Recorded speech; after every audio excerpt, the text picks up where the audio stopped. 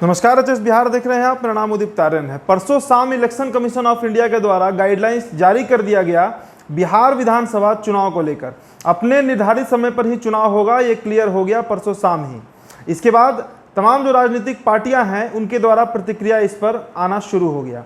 सबसे ज़्यादा विरोध अगर बिहार में किन्हीं 3 पार्टियों ने किया था अपने समय पर चुनाव होने को लेकर, तो वो राजद थी, एनडीए गठबंधन का लोजपा और साथ ही साथ महागठबंधन के हम थे, जीतन राम मांझी, जो कि महागठबंधन से अलग भी हो चुके हैं। चलिए बात करेंगे हम उन तमाम पार्टियों के द्वारा क्या रिएक्शंस आए हैं, उनका क्या कहना है इन सभी मामलों पर जो चुनाव अपने समय पर होने जा रहा है।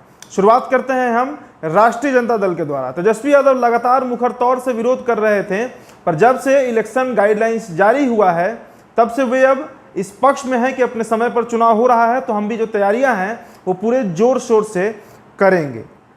पर जो गाइडलाइंस जारी हुआ है, इस गाइडलाइंस में 2 नियमों पर तेजस्वी यादव ने अपना ऐतराज जताया है।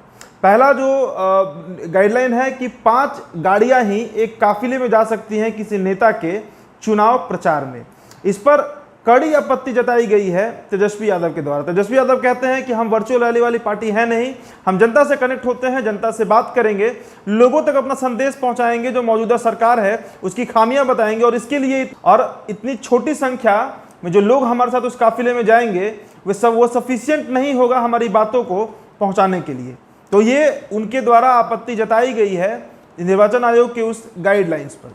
साथ ही साथ उन्होंने दूसरा जो पॉइंट उठाया है, एक नियम बनाया गया है निर्वाचन आयोग के द्वारा कि वो हर सरकारी कर्मचारी जो वोटिंग में इन्वॉल्व होगा, जो इस चुनाव प्रकरण में सर्विस देगा, उनको 30 लाख रुपए का कैशलेस बीमा दिया जा रहा है। और साथ ही साथ अगर वो कोविड-19 पॉजिटिव हो जाते हैं तो उनको कैशलेस इलाज दिया जाएगा। तो तेजस्वी ने चुनाव आयोग से सवाल किया है कि आखिरकार सरकारी कर्मचारी ही क्यों, और वो पब्लिक, वो जनता, वो गरीब जनता क्यों नहीं जो लाइन में लगेगी, सोशल डिस्टेंसिंग का पालन करते हुए और मतदान करेगी। अगर उस क्रम में, उस प्रक्रिया में अगर कोई आम नागरिक, कोई आम बिहारी को कोरोना हो जाता है तो उसका कैशलेस इलाज का व्यवस्था सरकार या निर्वाचन आयोग के द्वारा क्यों नहीं करवाया जा रहा है। तो ये 2 पॉइंट्स हैं जिस पर राजद ने आपत्ति जताई है। पर राजद भी अब जमीनी स्तर पर अपने कार्यकर्ताओं के साथ बैठक शुरू हो चुका है वहां पर, और वे भी अब चुनाव की तैयारियां में लग चुके हैं। अगला नंबर जो है इस कड़ी में वो जदयू का है। जदयू ने बड़े ही खुले दिल से स्वागत किया है इलेक्शन कमीशन के इस गाइडलाइंस का। वैसे भी हम देखते आ रहे थे लगातार कि जो जदयू है वो चुनाव के पक्ष में थी और वो चाहती थी कि चुनाव अपने निर्धारित समय पर ही हो जाए। और निर्वाचन आयोग के इस चिट्ठी के बाद, इस गाइडलाइंस के बाद काफ़ी ज़्यादा खुशी इजहार किया गया है उनके नेताओं के द्वारा। खासकर केसी त्यागी का बयान भी आया है जहां पे उन्होंने कहा है कि जदयू ने यह सुझाव दिया था कि एक ही चरण में चुनाव हो जाए। हालांकि निर्वाचन आयोग के गाइडलाइंस में से कुछ क्लियर नहीं किया गया है, पर केसी त्यागी ने फिर भी अपनी खुशी बताई है। साथ ही साथ जेडीयू ने यह भी कहा था कि सोशल डिस्टेंसिंग का पालन करते हुए चुनाव आराम से करवाया जा सकता है। ये सुझाव दिया गया था जेडीयू के द्वारा, जो सुझाव मांगा गया था इलेक्शन कमीशन ऑफ इंडिया के द्वारा। तो जेडीयू जो है वो खुश है कि अपने समय पर ही चुनाव होने जा रहा है। अब अगली पार्टी की हम बात करें तो रालोसपा की मैं बात करूंगा, जिसके राष्ट्रीय अध्यक्ष उपेंद्र कुशवाहा हैं। उपेंद्र कुशवाहा ने भी इस गाइडलाइंस का स्वागत किया है और उनके द्वारा कहा गया है कि रालोसपा भी अपने क्षेत्र में तैयारियां जो है चुनाव की उसमें लग चुकी है। साथ ही साथ उनका कहना है कि जो स्थानीय प्रशासन होगा उसके ऊपर एक बड़ी जिम्मेदारी होगी कि चुनाव को निष्पक्ष तरीके से करवाई जाए। साथ ही साथ जो कैंपेनिंग होगा वो भी निष्पक्ष तरीके से करवाई जाए, क्योंकि जो मौजूदा सत्तारूढ़ दल है वो कहीं ना कहीं अपना वर्चस्व स्थानीय प्रशासन पर जरूर दिखाएगी। तो ऐसे में उन्होंने सिर्फ यही बात कहा है कि स्थानीय प्रशासन को ज़्यादा अलर्ट मोड में रहना होगा ताकि सभी राजनीतिक पार्टियों को बराबर हिस्सा मिल सके इस चुनाव में। अब अगली पार्टी की बात करें तो वो विकासशील इंसान पार्टी है। जी हाँ, वीआईपी की मैं बात कर रहा हूँ। मुकेश सहनी उसके राष्ट्रीय अध्यक्ष हैं। उन्होंने भी इस गाइडलाइंस का स्वागत किया है। उन्होंने भी एक आध बार इसका विरोध जरूर किया था कि बिहार में कोरोना बढ़ रहा है तो चुनाव को अभी टाल देना चाहिए, पर इस चिट्ठी आने के बाद मुकेश सहनी भी अब इसके पक्ष में दिख रहे हैं। अब अगली पार्टी की बात करेंगे, बीजेपी की मैं बात कर रहा हूँ। संजय जायसवाल का एक बड़ा बयान है।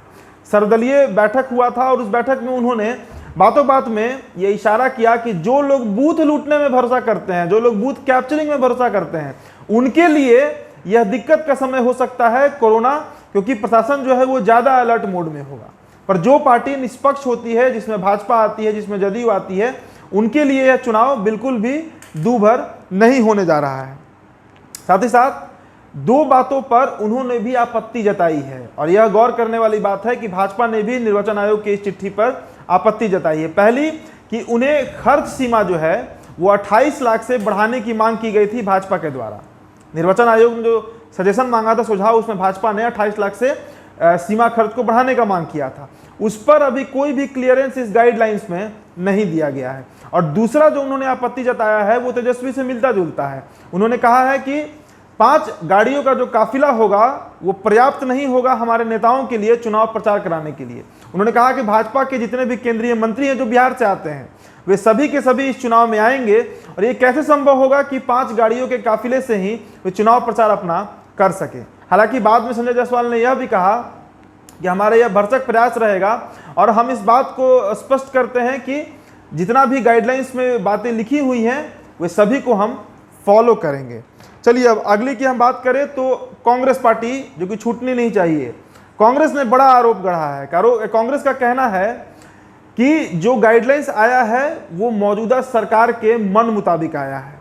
राय मांगी गई थी निर्वाचन आयोग के द्वारा बिहार की तमाम राजनीतिक पार्टियों के द्वारा, पर जो गाइडलाइन जारी किया गया है और उसमें जिस तरह के टर्म्स एंड कंडीशंस मेंशन किए हुए हैं वे सभी के सभी जदयू और भाजपा यानी कि एनडीए गठबंधन के पक्ष को देखते हुए गाइडलाइंस तैयार किया गया है। तो सहमति और असहमति का यह दौर बिहार में चल रहा है, पर चुनाव जो है वो अपने समय पर होगा, और कहीं ना कहीं बैकग्राउंड में जमीनी स्तर पर सभी राजनीतिक पार्टियां अपनी तैयारी में जुट चुकी हैं। बस कंफ्यूजन चल रहा है तो जीतन राम मांझी को लेकर और चिराग पासवान को लेकर। पर यह भी जो गलतफहमी है, जो एक तरह का उलझन चल रहा है, वो बहुत जल्द क्लियर हो जाएगा, क्योंकि चुनाव अब सर पे आ चुका है और लोजपा को और हमको यह तय करना होगा कि वो किस पक्ष में रहेंगे और किस पक्ष को छोड़ेंगे। एचएस बिहार को सब्सक्राइब कर लीजिएगा। वीडियो अगर आप फेसबुक पर देख रहे हैं तो हमारे पेज को लाइक और फॉलो करिएगा, और वीडियो को शेयर भी जरूर करिएगा। धन्यवाद।